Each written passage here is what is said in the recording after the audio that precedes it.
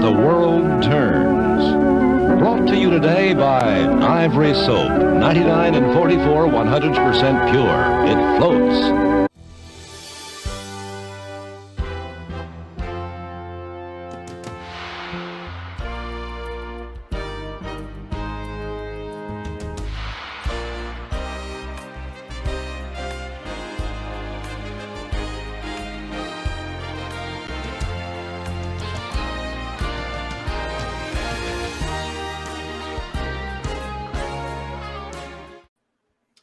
Hi, everybody. Thanks for joining us for our second SoapCon Live panel right here in the locker room. I'm Alan Locker. SoapCon Live, as I said, is the first Comic-Con for soaps. Please check out soapconlive.com for the full schedule and to purchase virtual meet and greets, autographs, and video message from everyone you see right here for As the World Turns today. And don't forget to stay tuned for the next panels and don't miss some of our surprise guests in between. As the World Turns made its television debut 65 years ago on CBS on April 2nd, 1956, and ran for 54 years before going off the air on September 17th, 2010. The show was created by Erna Phillips as a sister show to her other soap opera, Guiding Light. Set in the fictional town of Oakdale, Illinois, the show debuted as a 30-minute serial. And as most of you watching know, I grew up watching As the World Turns and was lucky enough to work on this Emmy Award-winning show for almost 13 years and work with these incredibly talented actors I have here today. I love when I get to catch up with them. Please welcome to SoapCon Live, Mark Collier, Terri, Conn, Trent Dawson, Austin Peck, and Colleen Zenk.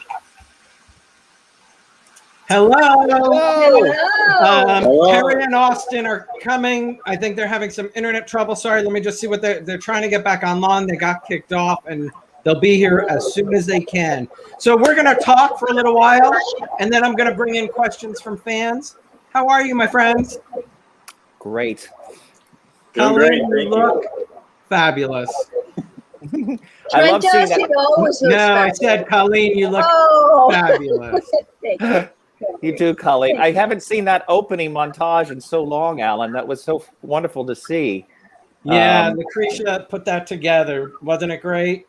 Also, the lazy Susans, us turning around and sort of picking up at the camera. That's so weird. It's so weird to be on those things, but it looks great.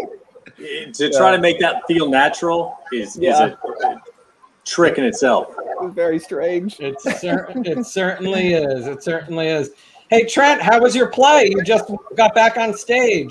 Just got back on stage. We have our closing show tonight, actually. And it's been wild to have people get back into a theater. For some people came up to me last night and said it's the first time they've gone out since the pandemic started. So that's cool. It's cool to be a part of that.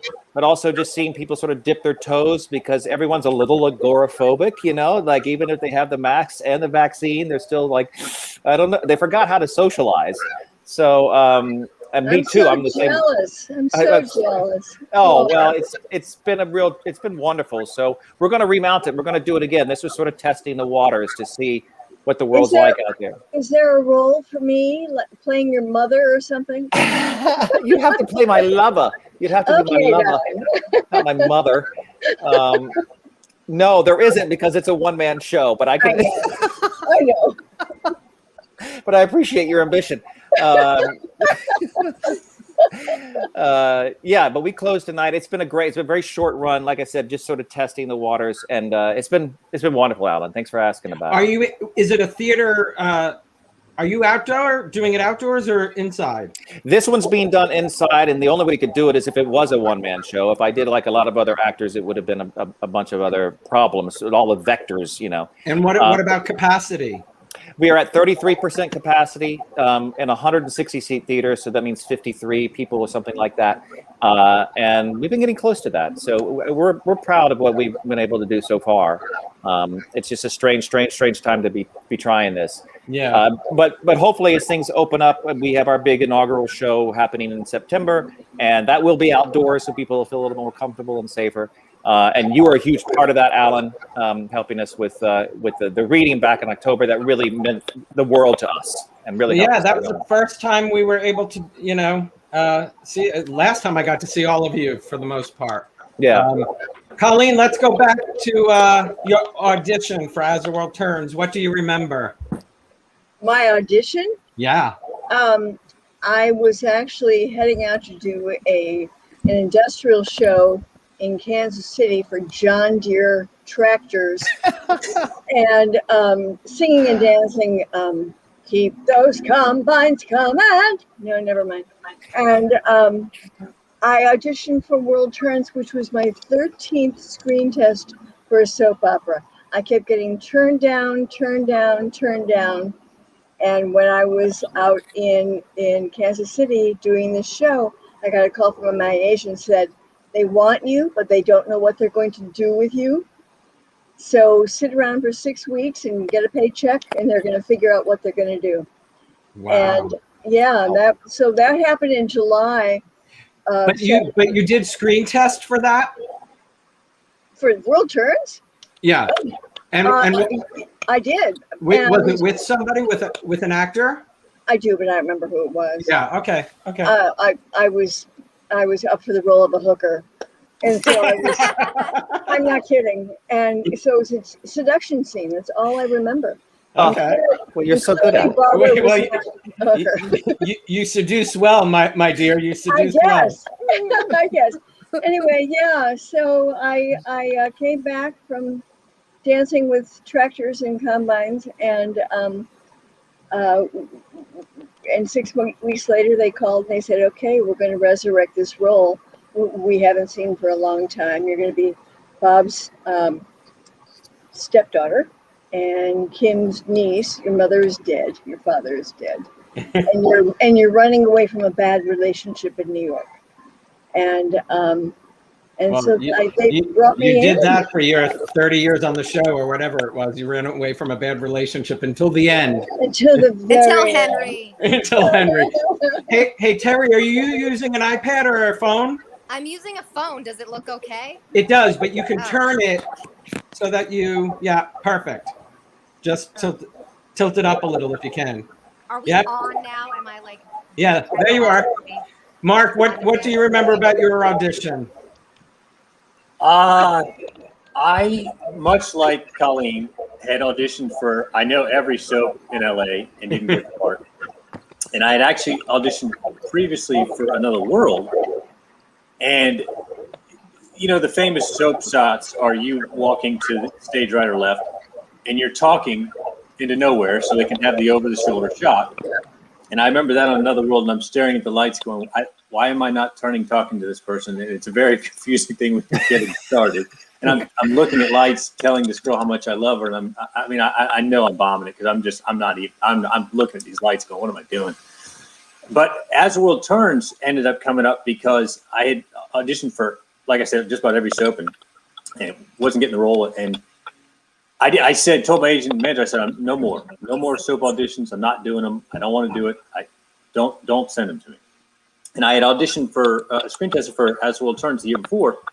And I guess they remembered me and they were coming out here and I said, no. And meanwhile, I had just started. Yeah. What am I doing turning things down? I don't know, but you're young and naive. And so, you know, finally they just said, well, do you have anything on tape? And I had done a monologue from Here to Eternity, Montgomery Clift. And so I sent it over to Mary Clay. And they said, okay, well, fine. How about we just bring you in for a screen test? I said, all right, but whatever. I go to New York, do the screen test. And I went in and did the screen test with Leslie Kay. And the thing I remember the most is she did something in the scene that wasn't in the scene. And it made me laugh and made me smile. And after the scene, she said, I'm sorry I had to do that, but I knew if I could get you to laugh or smile, you'd have a good shot at getting this role. Oh. And so sure enough, I got home and I think the next day I found out that I got in the role. And 5 days later, I was no longer living in LA. I was in New York in a hotel on the show. So it was literally just a complete whirlwind. And it just, on soaps, a lot of people don't know you're on a 13-week cycle. So they can let you go every 13 weeks if they decide. So everybody told me, don't let go of your place in LA. Wait and see how it goes. Yeah. And so fortunately it went well and I was able to stay there. And that 13-week cycle has got to be one of the most stressful things hanging over anyone's shoulder I can imagine. It's so cruel. Yeah. Yeah. Terri, There what were are people you? that did not heed that advice, though. Remember, we saw people buy houses and Yeah. leave jobs, and that was not a good idea. You got good advice. Yeah, no, yeah, I don't know who it was, but somebody said, don't hang on to your place in LA, give it a couple cycles, do whatever, pay the extra, money, whatever you got to do, but don't let up your place. And so, and that was great advice. Cause like I said, we saw people, that would buy houses and move their whole families there. Yeah. And I get that, so contracts are long, to tie somebody in for 3-4 years that isn't working, wouldn't be workable for the business. But, somebody thankfully gave me some good advice. Yeah. Terri, what do you remember about your audition for Katie? Well, mine was similar to, I think it was my no, I had never auditioned for a soap before, except for my very first job in LA, which was on Young and the Restless. I was a model for Brash and Sassy. I just showed this to someone the other day. It was from 1996. I love that. I want to see it. Send me the link. Yeah. It's on YouTube. Check it out. It's hilarious. Okay. But I had never auditioned for a contract role, and I was really excited about it because I really wanted to move to New York. But I started in LA, and my agents were like, "Are you crazy? People come from New York to LA because there's so much more work here. You're not going to move there without a job." So when I got the audition, I was so excited, and then I ended up testing for it. I went back out the next weekend. They narrowed it down. I tested again. And then they were like, well, oh no, I think it was between me and one other person who was Jamie. What's her last name? Well, Mandrell, it's her, Jamie Dudney. They were like, Jamie Dudney, who joined as Georgia later. But no, before. So what? Oh no. It was for Georgia. I auditioned for Georgia. Oh, you auditioned for Georgia. Right. And that's why it reminded me of Colleen's, because they were like, well, we have good news and we have bad news. The bad news is you didn't get it. Jamie got it, which I knew because it was between the two of us, down to the two of us. And they said, but we really like you and we want you for something else. We just don't know what it is. So here you get paid for 6 weeks and we'll figure it out. So Wow. all right, that sounds good. That's not a. Did you have to screen test with anybody? Yes, but I don't remember who either. Oh yes, it was Nathaniel Marsden. The late Nathaniel. Yeah. The late Nathaniel. Hi, Mr. Peck. How you doing? Good. I hope this is an okay setup. Yeah, it's fine. Is he afraid? Is he afraid of you? I'm sorry? I said, are you afraid of her? It looks like you're. I know. We're trying to be as close to the Wi-Fi as possible. Yeah, no, it's working great. Wi-Fi is acting up. It's working great. Trent, what do you remember about your audition for Henry? I remember that it was supposed to be for a couple of weeks or some sort of short-term recurring. And then I went into the office. The casting director at the time had just seen me do a really unfortunate production of Midsummer Night's Dream and said, why don't you come in for this role? It was not very good. And I said, okay. And I think I'd done like a day on Guiding Light at that point and almost no television. That was it for television.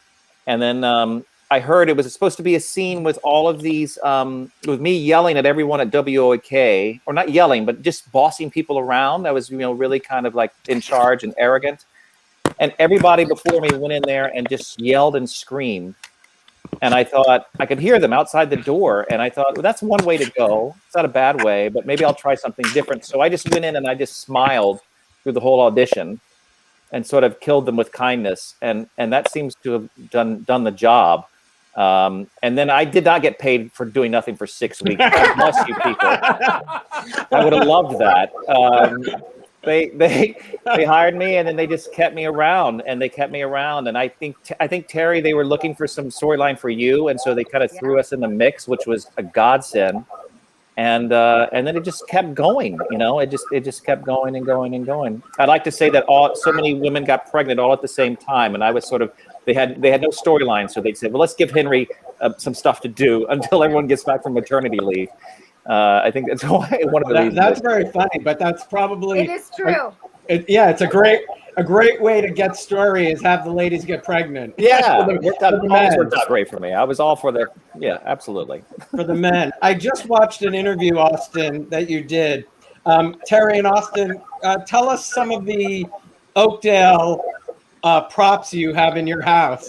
Oh, actually, I should take you over and show you Emma's table, the Snyder You farmhouse have- table. You have Emma's table. Wow. Except for, I hope it's not sacrilegious, but we painted it black because it really needed some help. I mean, it was old. But I we use mean, it still to this day.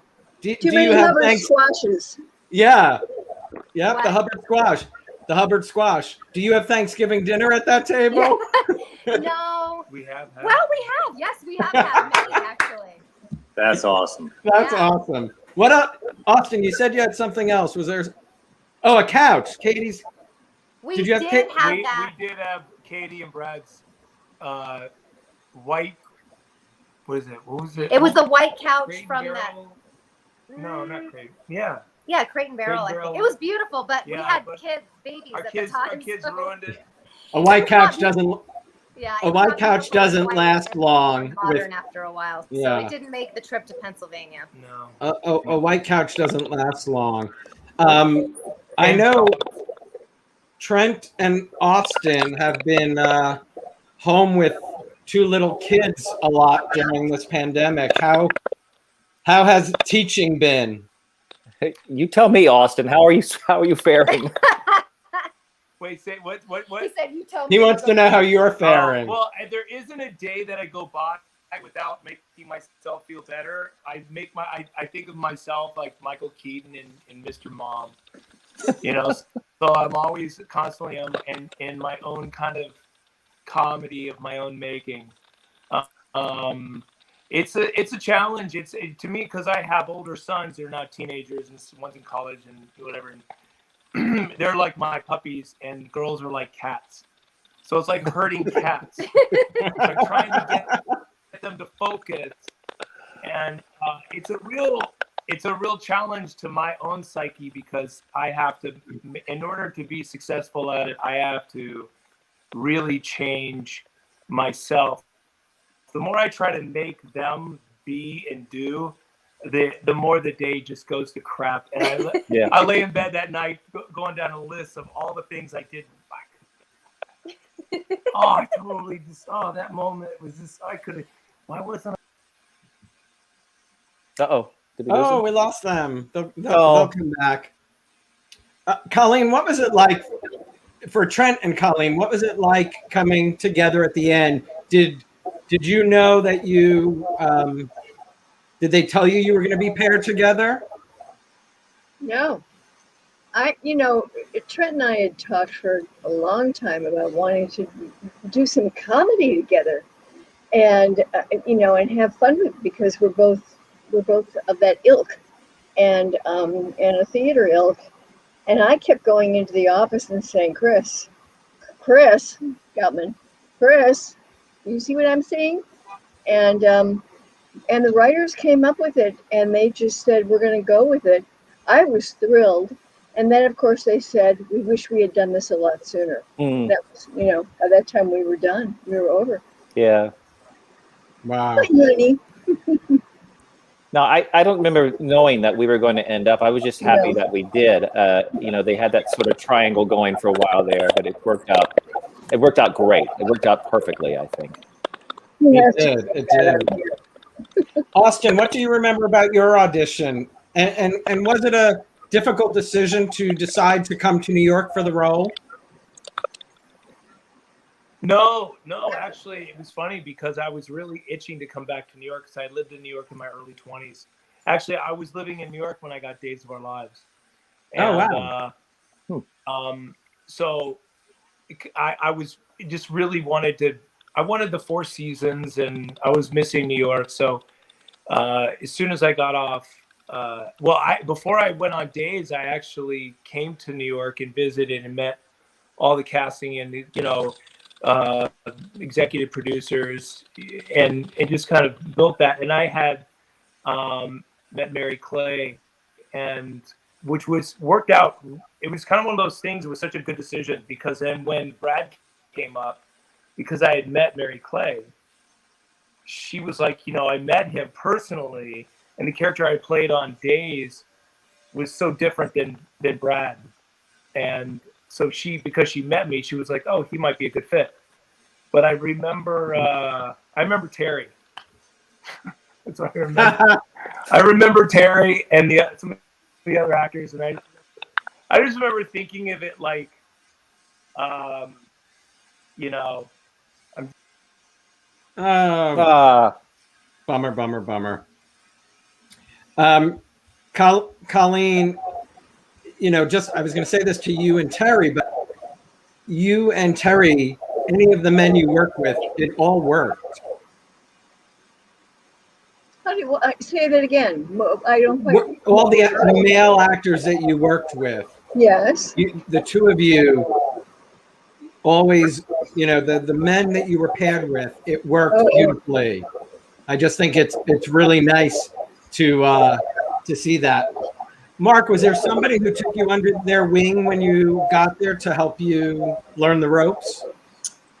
Michael Park helped a lot. He was, he was always, and I think he did this with a lot of people. Michael Park always had that big brother aspect in a sense, even though we're about the same age. He just, he took me to the first charity softball event, and I hadn't, my character hadn't started airing yet. And so he's kind of forewarning me that Sean Christian used to be on. He was very popular, so don't be upset if people are a little bummed that there's a new mic on. And he just, he always kind of set a good example in a sense of just kind of talking you through things or being there for you. And Leslie actually was very helpful too, because when I first come on, it is a lot of dialogue when you're not used to doing that much dialogue, unless you're doing theater or something like that. And so she would run the lines with me on the phone at night before we got in there. So I think between the two of them, I really got a lot of help for sure. Yeah. Terri, if you look around this show today, each of these men you worked with, you had amazing story with everybody you worked with. I said you and Colleen always, the men you were paired with, you all thrived. Your stories really took off. Can you share something about working with each of them? With Mark, with Trent, with Austin? You're up, Terri. Well, yeah.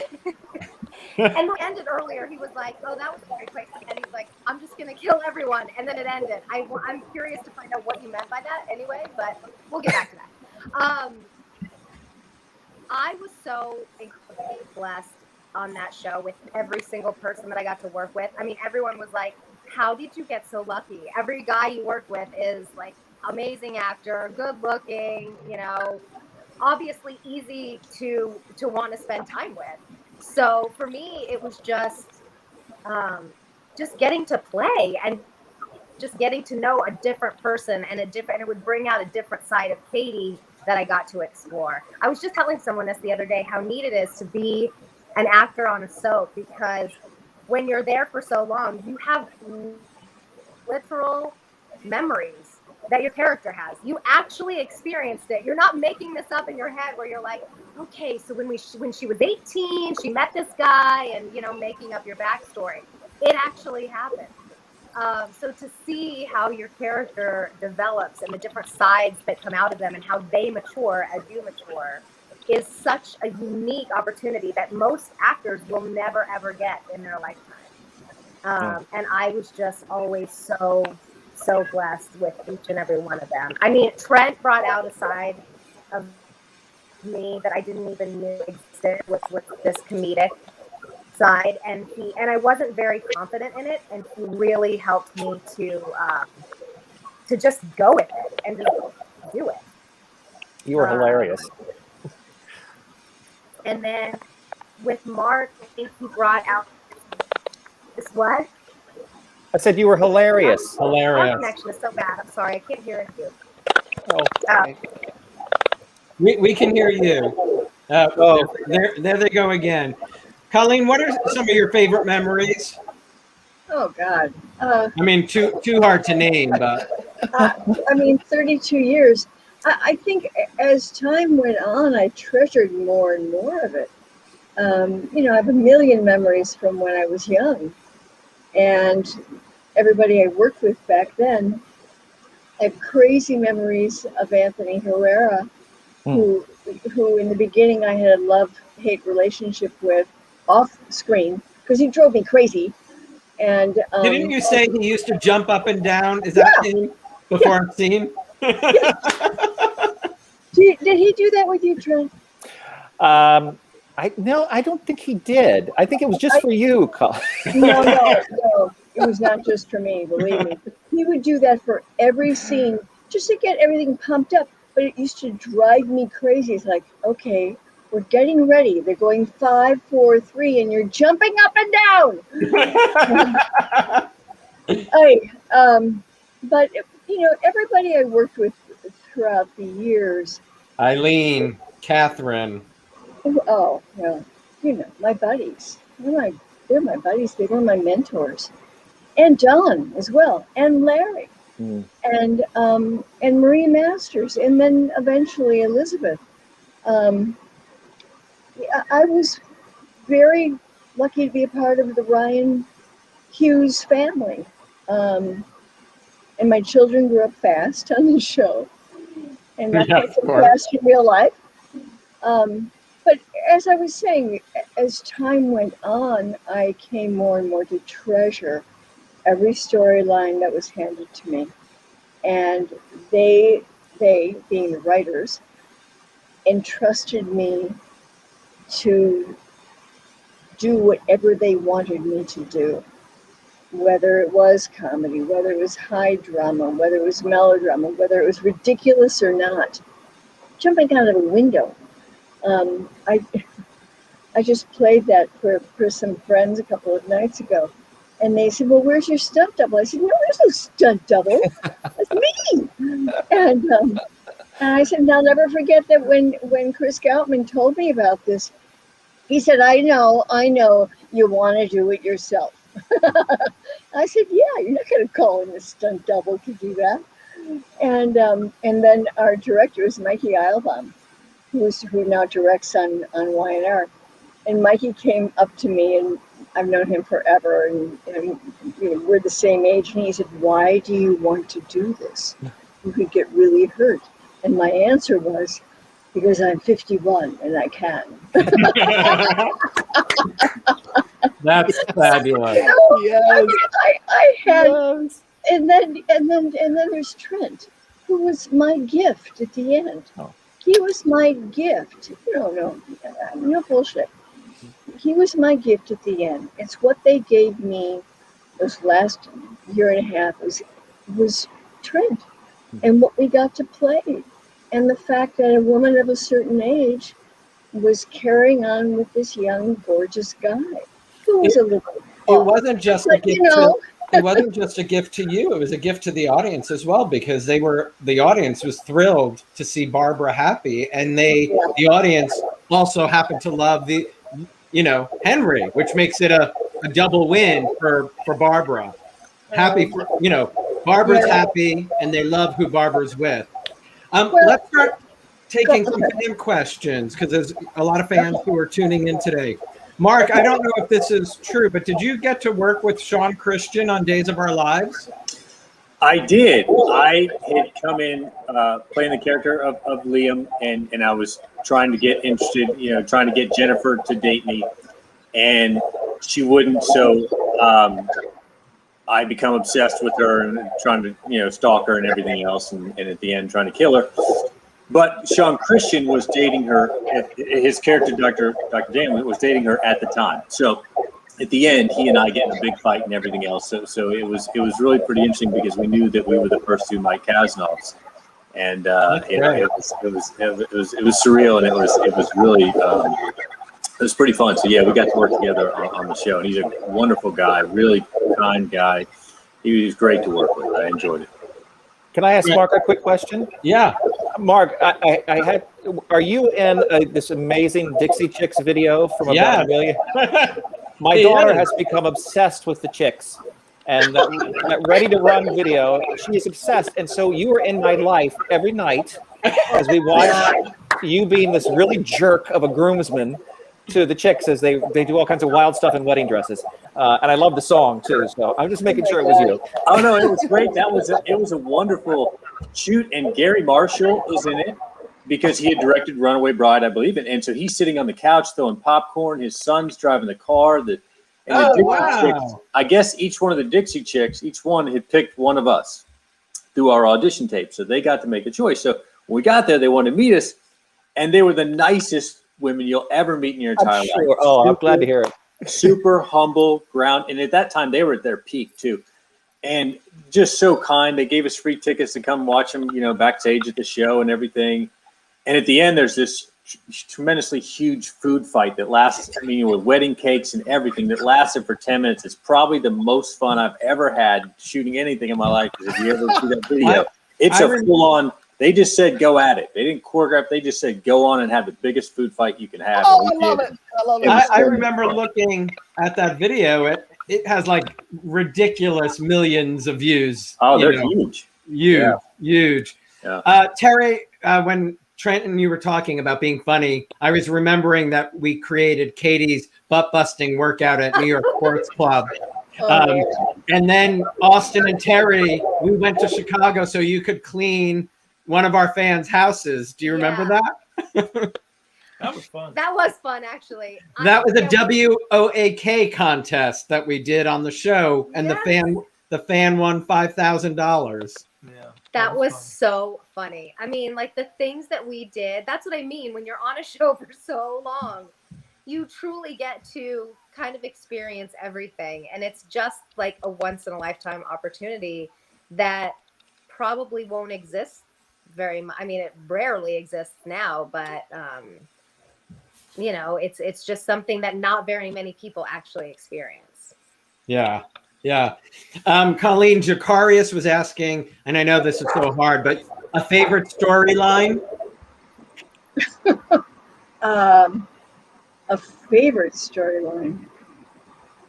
Well, the first one that came to mind was the boathouse fire and the aftermath of the fire, and having to put on special effects makeup for a year. But I loved Barbara's dive into madness and how far they let me take her. And I practically every day I would go into the writers and say, am I going too far? What am I doing? Where am I going?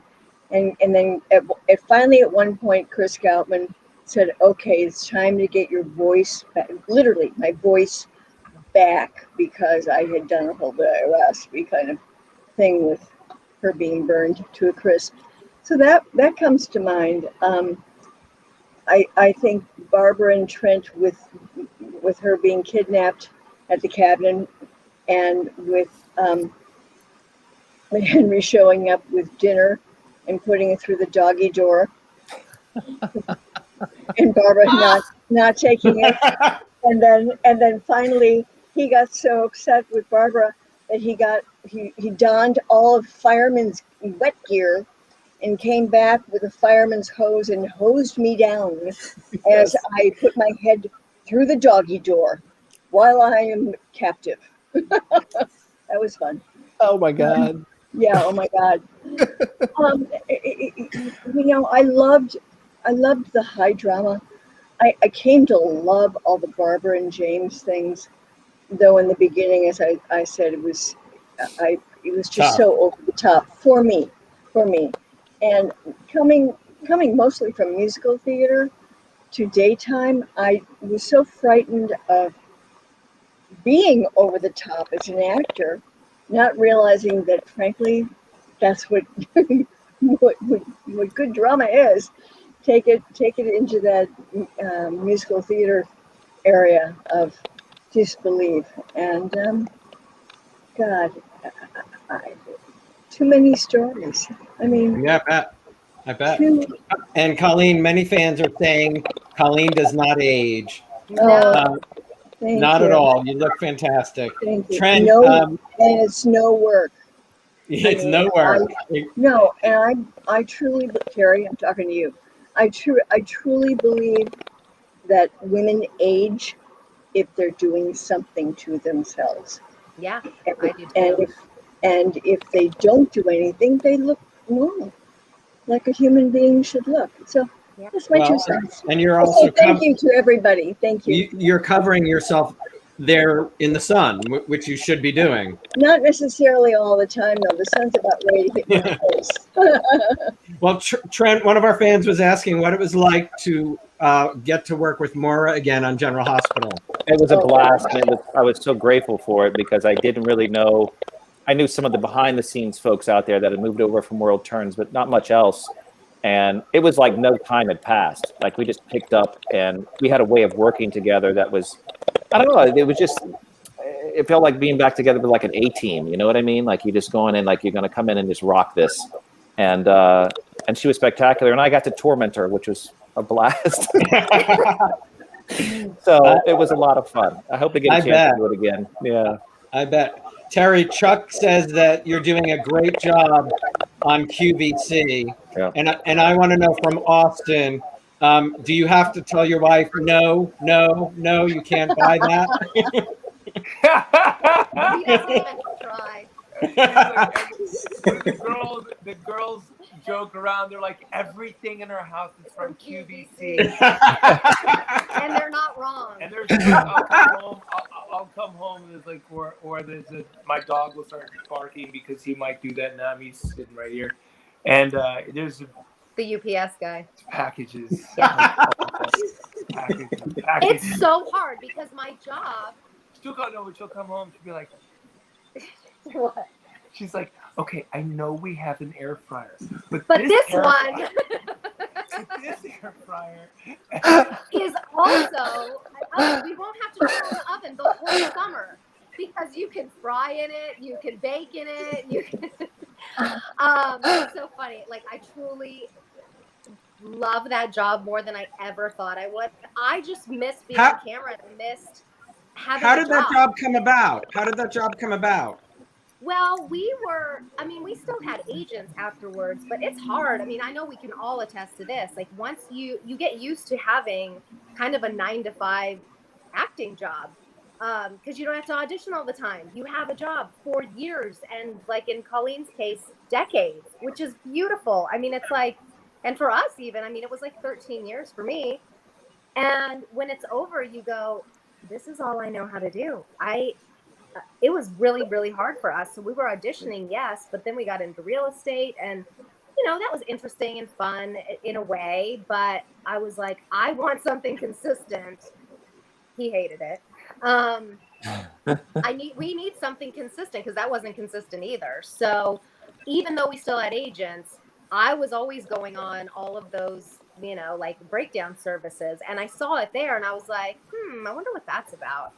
And so I truly didn't even know what this job was until I was doing it. And all of a sudden I was like, wait a second, this is sales. If you want to know what our audition experience was, just watch that Kristen Wiig SNL skit. I was the husband in that. Did you get to know Linda Dano at all? What? Terry, did you get to know Linda Dano at all?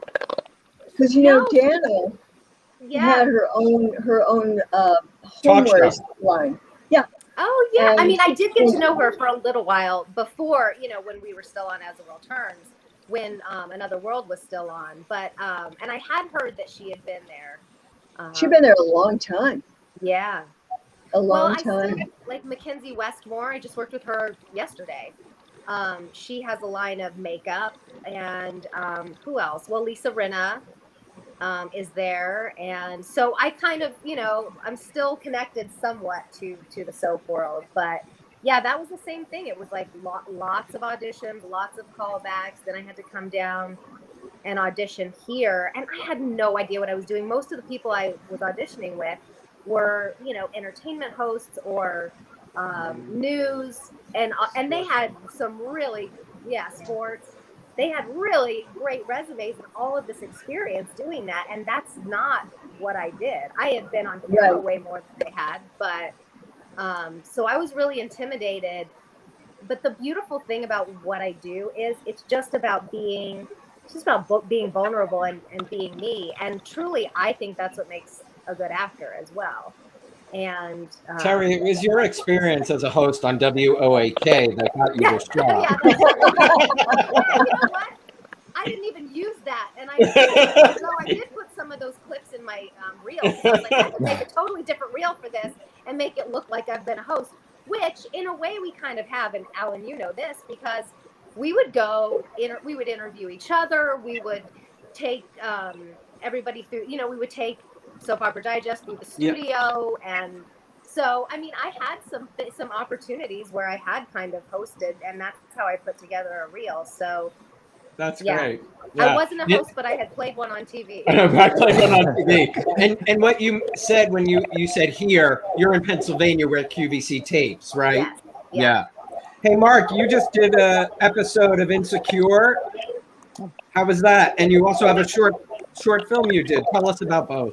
Yeah, Insecure. I am going to be in the. They haven't started airing the 5th season yet, but I'm in the 3rd episode of the 5th season, and it was great place to work, really wonderful people, really great actors. It was a unique experience because of COVID now, all the restrictions and all the things you have to do. And I mean, they really have it down, no pun intended, but to a science in a sense. I mean, you come in, I had to have 2 COVID tests before I showed up. You get a COVID test every morning. You wear a shield and a mask until you go through hair and makeup. Then you can take the mask off and just keep the shield on, and you keep everything on right up until you're about to shoot. So, once you hit your mark and they start getting that, then you can take it off. So it was a fun experience. That was good. And the short film was written by a guy named Aaron Sanders, and he wrote a novel. He's a very good writer. He wrote a true story about his abuse as a child. And he's telling the story basically in short form to make it into a feature film. But he had a website called 72hourhold.com. He was trying to bring a lot of awareness to abuses, child abuse, and the PTSD that sticks with children after that. And it's done really well. It's written really, really well. Adam Kaufman, I got to work opposite, was a really good actor. And there was a child actor named Seth Braverman, and he was phenomenal. And so, right now that's hitting kind of the short film festival market. So I think it's actually going to do really well. They seem to be pretty connected in the business. So I've been fortunate for sure. That's awesome. Hey, Trent, one of our fans asked if you could make her whole life with a shout out to Cindy. Hello, Cindy. How are you? This is my shout out to you. Thanks for watching. Thanks for being a fan of the show. Hey, Austin, I heard you say that you treated Days of Our Lives as an acting class. Can you tell us what you meant? Well, I think my instincts were really, I guess I could probably say the best way to describe me in many ways was like a quarter horse that didn't know how to run straight. So there's daytime, and I think acting, and there's a lot of technical stuff that I didn't know anything about, and I was thrown into recast as second Austin. So it was a major storyline, and I had to remember all this dialogue, and it's just this technical stuff. I remember I'd be working, and Christy Clark would, in the scene, literally be pulling me into my light, or pushing me away from someone, like shadowing somebody in the middle of the scene, and it was like there was so much technical stuff. And then, like so many actors, you think you have the high aspirations about yourself, and I'm gonna do my contract and go on to become a big movie star. And so I just used it. I tried different things, being very still, and only specific, and move. Like I was very robotic at one point. Like only move when it's necessary. You know what I mean? Like when someone all these really motivated to move. And well, it's because you were in an acting class, right? I was always taking acting classes and so he would theater. So I'd always try these different things on camera. So it was like I was just horrible, and Yeah, but I tried different. I tried doing a comedy, and I would try to take scenes that were really supposed to be really and serious and make them funny. Just really didn't go well at all. One of our fans, Jeffrey, says seeing Austin and Terri brings back those heartbreaking scenes when Brad dies in the hospital. I mean, talk about those scenes, but also talk about, now that you are husband and wife, what was it like working opposite each other? Oh, it was great. I mean, we had a natural, just a vulnerability together kind of right away. And just kind of a trust, I guess. Well, I mean, we really had that with everyone. Our set was so incredibly open and safe that way, because you really have to trust people to be vulnerable with them, but you really have to be vulnerable with them to be good. And so, I had that in the past with both Mark and Trent. I think you're just naturally that way. You have a real easy kind of. I mean, Terri's one of those people that she just. I think she has a real, genuine gift of warmth, and she's very emphatic. She just is so amiable, and that really suited me. The atmosphere of As the World Turns was so different than Days, and I love my character because I got to employ a lot of aspects of my personality that I never got to explore with Austin Reed. Those scenes though, I mean, we've watched them since then. Not in a long time though, but every time I watched it, I would just bawl because there was something that happened at that time where, there are days where you really want to be into the scene and you see yourself doing it and you see how great it could be and you just can't make it happen. And then there are other days where it happens and it far exceeds what you saw in your mind. And I think that's what happened with those particular scenes. I mean, we were going through a lot personally anyway in life, but sometimes it's harder to get to use that. People are always use your fear, use your nerves or whatever. Yeah. Using pain and sadness is hard to do because you're naturally, as human beings, we want to push it away. But we were lucky to be able to use it, and those were beautiful scenes. Like, those are some of my favorite scenes I've ever seen. Yeah, just like Jeffrey said, I mean, it leaves a lasting impression with fans. Yeah. Colleen Lana said, Colleen is simply gorgeous. My mom, who passed away a couple years ago, loved As the World Turns and always told me that Colleen looked like Natalie Wood. Yes. Thank you. Wow. Thank you. Thank you. Yeah. Yeah, that's something I've heard my whole life, and since I was a little girl.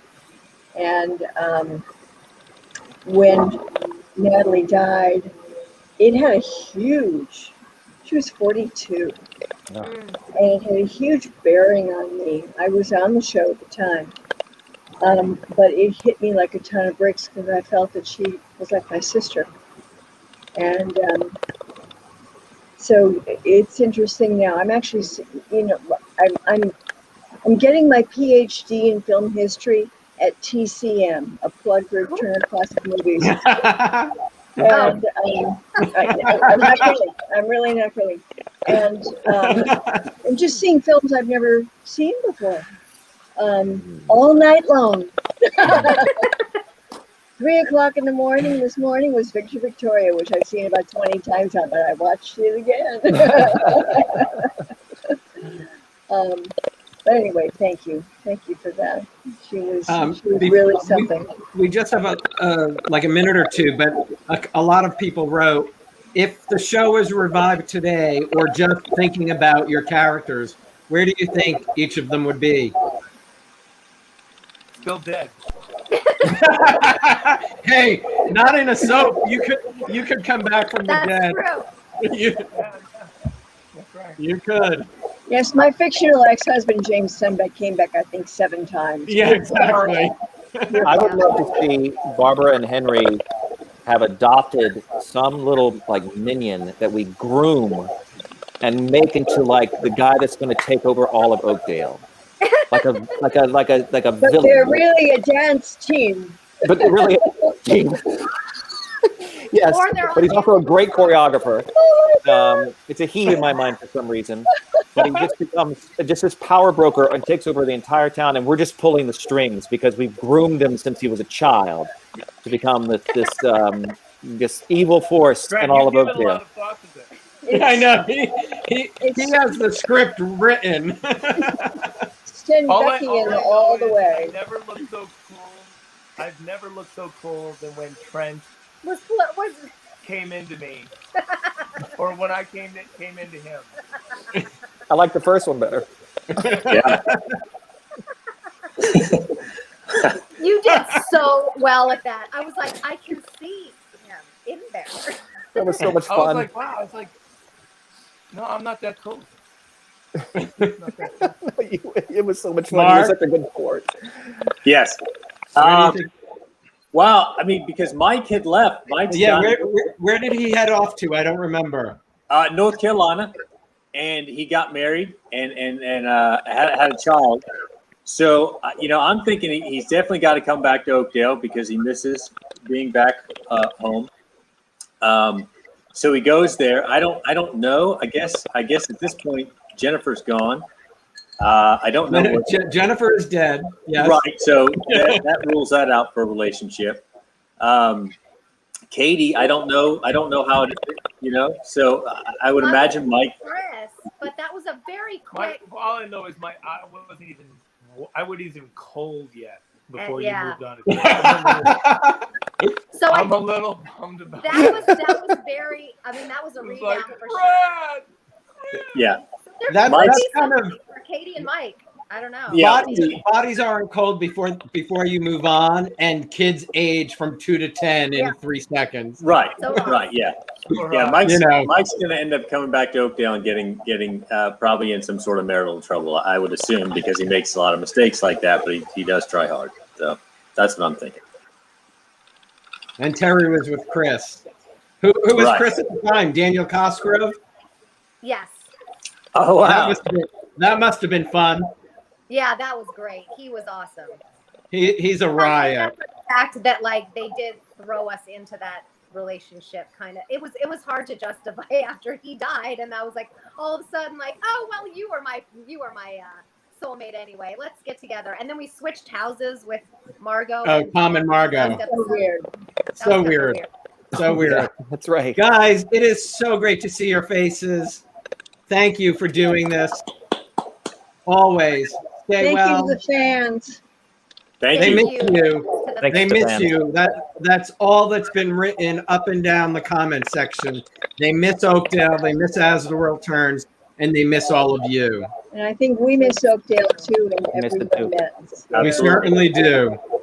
Yeah. Oh, real quick, right down the street from us is Milltown Square. And I'm Ah! like, well, we're not too far from Oakdale. Wow. Isn't that something? Nice. Yep. Wow. Yeah. Well, thank you guys. Stay Thank well. you all. Stay safe. Thanks, Alan. Thank you. for Thanks, watching. I'll Alan. talk to Bye, you soon. everybody. Okay. We love Happy you all. closing, Trent. Thank you. Thank you. Thank you. Thank you. Good luck. As the world turns. Brought to you today by Ivory Soap. 99 and 44, 100% pure. It floats.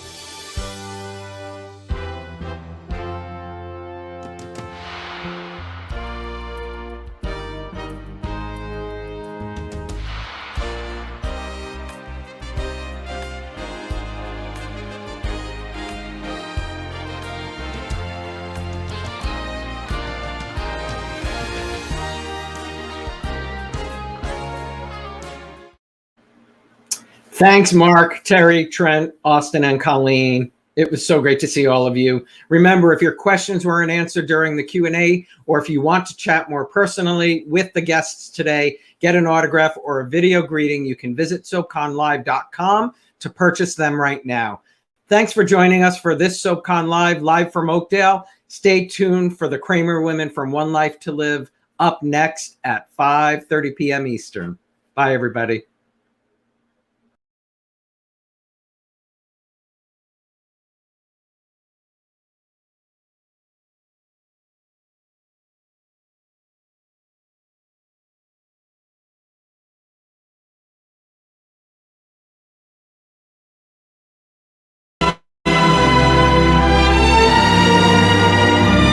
Thank you so much for joining us at the first, or inaugural, we'll say. And it is the first, but it's SoapCon Live. And we are the first Comic-Con for soaps. So who else would we have besides Patrika Darbo herself? Thank you so much for joining us, Patrika. Thank you. I've never been at an inauguration before. I'm so excited. I feel like I should get out a nice fancy dress. But then you go like this, you'll just have to sit down at your dining room table anyway.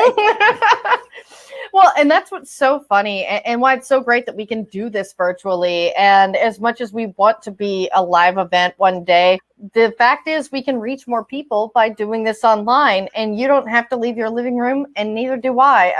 It's amazing. I'm sitting in my dining room, and I don't have on fancy pants, so I look pretty good from the waist up. And that's the best part, right? We don't have to wear pants. The future of television is here, and it's Real Good TV. Download the It's Real Good TV app now on Roku, Apple, and Android devices, or stream online at itsrealgoodtv.com. And get instant access to hundreds of shows from 5 different networks. That's right, all of your favorite shows in one place. Free to download, free to watch. Watch on demand or stream one of our live TV networks in real time. Start watching today because it's Real Good TV. There's a lot of good to come out of it, but one of the major good things, I think, is that daytime is back. That the soaps, everyone is at home during the day, so of course they want to figure out, you know what, Days of Our Lives is still on. I want to see what John and Marlena are up to, or General Hospital is still here. Great, what's Sunny Corinthos doing? And so that's why I want to know, what's Patrika doing? Because I saw her on Y&R. I'm very fortunate. I've had a really good career, and I'm going to be going away till they nail me in my coffin. But Courtney Hope, who was my granddaughter on Bold and the Beautiful, moved over to Young and the Restless after we finished our bout at Bold and the Beautiful. And about a month or so ago, I got a call and said, could you do a phone call conversation with Courtney as Sally Spectra, and you be Shirley Spectra. So it was fun, and I'm still doing it. I think I've got a couple more right this moment. And to be welcomed into the Young and Restless family, it's been wonderful. Hey everybody, I'm Tony Moore. I'm Michael Mattis. Justin Harold. I'm Araceli Aviles. And we are the hosts of Dishin' Days, where we give you a full recap of the NBC soap Days of Our Lives. Every Sunday, 3 p.m. Pacific Standard Time, 6 p.m. Eastern. On our YouTube channel, Dishin' Days. Come dish with us. I had a fabulous time at Days of Our Lives. Shirley, originating Shirley over at Bold and the Beautiful, and now to bring her over to Young and the Restless. The fan base is wonderful. I have my own fans too that have come with me and keep following me, which I'm very grateful for. So to be going into Young and the Restless, my grandmother's trying to get out of her coffin so she can meet Victor. That was her favorite soap. I'm just sorry she has passed and can't see it, but I'm sure she's looking down going, yay, find out what's going on. The soap world is very generational, which I find is the most fascinating, wonderful thing, because I've met grandmothers, grandchildren, grandnieces, sons, daughters that all watch and they all know, and it's a coming together. I think that's what it's Americana. The soaps are Americana. They're how families came together, and they're still together because of what are John and Marlena doing? What's happening over there to Sonny Corinthus, as you said? What's happening to, let's see if I can go into, what's Victor Newman up to at this particular point? You know, is Steffi going to really get off the drugs? I mean, those kind of crazy things. And it's a conversation, and it's always been a conversation. I think the prime time used to be the fact that this is water cooler talk.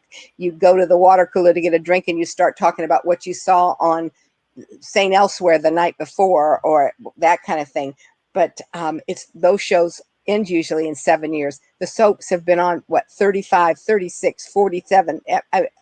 They've been there lifetimes. And as I said, my grandmother's passed, and now I'm doing her favorite soap. But I knew it was her favorite soap.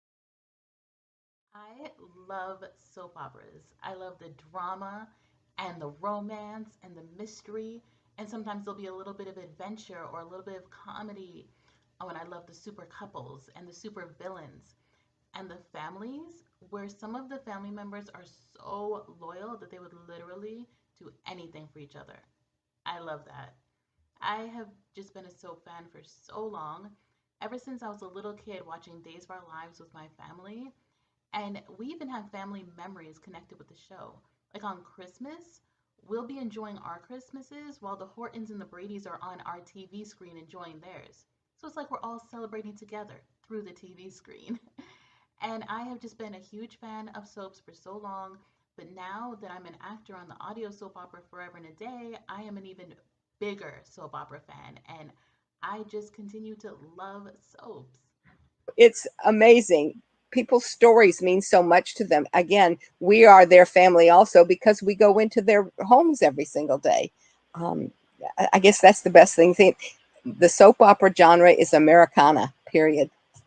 I remember when I first started in Days of Our Lives that everybody talked about Julia Roberts, and her mother would discuss episodes every single night about what was going on. So you just realize, again, it's generational, and how people keep in touch, and what brings them together about different stuff is, what happened to Luke and Laura, what happened to John and Marlena, those kind of things keep the conversation going generation after generation.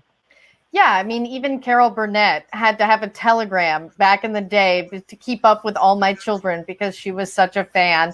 And that's the beauty of the internet, and that's the beauty of doing a virtual thing. And just like, the comics and the horror and stuff before, that's what we want to bring for people with SoapCon Live, is bring that connection and bring you into a whole new world, because it's been so long since the soaps were celebrated like this.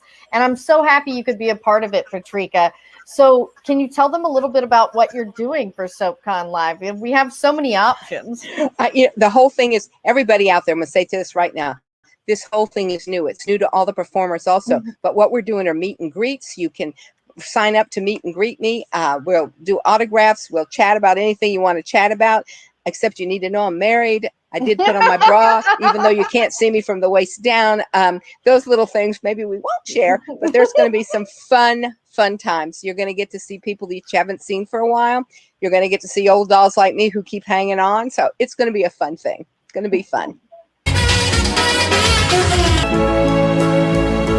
The meet and greets, you don't have to leave your living room. You can be in your fun little studio, or you could be in your dining room. All of this is done 100% COVID safe, 100% from your own homes, and no actors were harmed during this process. Well, the interesting, like you said, with the technology, you can turn on the barbecue, put your laptop right there like this, have a hot dog with your family and discuss who you're talking to and ask questions about, your grandmother may remember a story that went on that you don't remember, and then talk to the people about it, because you're going to get to see some of the people you haven't seen for a long time. And I think that's one of the grateful things for SoapCon Live to be bringing out there, and to be joined with, I guess you're going to be joined with Soap Digest and Retro TV. And I see a bunch of things up here, like on my little board here, because I'm a dinosaur, and I'm like going, look who, it's good to be real. What is all that? Oh, so, so there's My name is Ben Bryant, and I have been a soap watcher for more than 30 years. I grew up in the military, and so when we would move around, often we'd have the summer before we really got to know anybody or meet anyone. And one of the best parts of that time was unpacking the house and getting to know the places, but coming home and watching the soaps, where those families and those characters were sort of a continuity, were a friendly face that anchored us before we knew all the new people. And later, when I got older and I moved to college 3,000 miles away from where my family was living, at a time when it was still too expensive to call, again, those same people I grew up with. I didn't have the neighbors of the hometown that other people did as a military kid, but I had the Snyders in Oakdale and the Bradys in Salem. And so for me, soaps have been family. I've watched the kids grow. I feel invested, and that's why I love them so much.